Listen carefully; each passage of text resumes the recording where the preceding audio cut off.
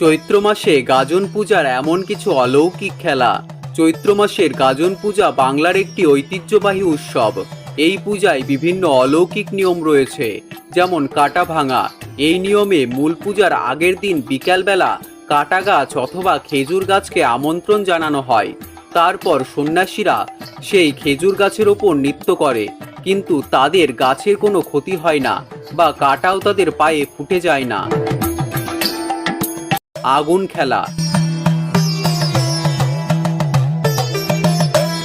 এই নিয়মটি মূল পূজার 2 দিন আগে অনুষ্ঠিত হয়।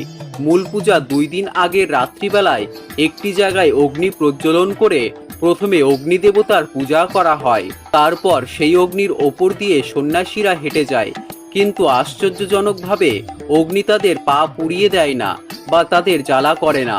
তাই সবাই কমেন্ট করুন হর হর মহাদেব।